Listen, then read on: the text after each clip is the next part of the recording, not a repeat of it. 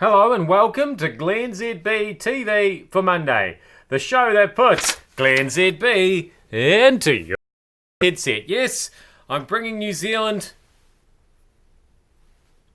to the world, and the world to New Zealand. And, you know, we all do our part, don't we? If we all just try that little bit, we can make a difference in this world. Apparently, Aucklanders in particular have widely embraced the Rahui. That's right, this is a Rahui update. We've embraced the Rahui placed on the Waitakere Ranges. Even though we may not necessarily know what Rahui means. Apparently, part of what it means is we're not supposed to tramp around the Waitakere Ranges. Because if we do, we're gonna kill curry trees. So anyway, basically what I'm saying is I did not tramp around the Waitakere Ranges this weekend. So I feel like I did my bit by not doing that. And in fact, if it will help, I promise to never tramp around the Waitakere Ranges ever. These are the kind of sacrifices that I am prepared to make to save the kauri tree. Meanwhile, in more environmental news, how's it going in Christchurch for Christchurch residents who live near the Bromley sewage treatment plant? I just feel like they could have named it something better than the Bromley sewage treatment plant. I don't know what name you're supposed to give a sewage treatment plant. I mean, like the hibiscus sewage treatment plant, the hyacinth sewage treatment plant, the frangipani. There you go.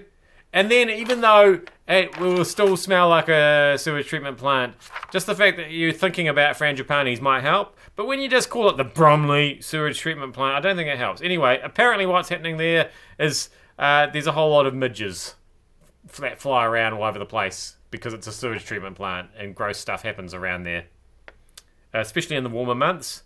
Apparently the council spent more than $800,000 in the last 2 years to stop midges flying around at this time of year. Now they're going to try draining one of the ponds to see if sunbaking it will make a difference. Apparently they've heard that somebody tried that somewhere and it worked.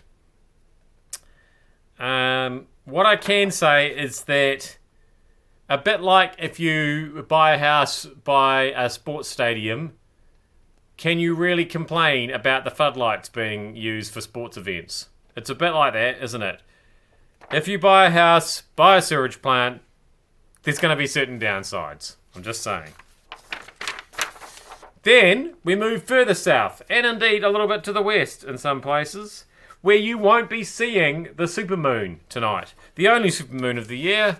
But if you live in parts of Fiordland, Southland and Otago, you won't be able to see it. I don't know what... It's a really super moon, but it's not super enough for you. You're just in the wrong place to see the moon. How does that even work? It's going to be massive for all of us, except for you guys, and you won't see it at all. They need to change how they organise space. That doesn't make any sense to me at all. How can it look the biggest it's looked all year for the whole country, except for a little part of the country where they won't see it? How does that work?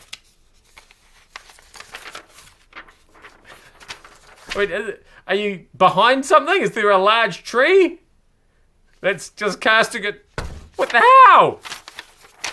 And finally, one is dead and another recovering after youth drove through a group in West Auckland. Now this sounds seriously, except we're talking about ducklings.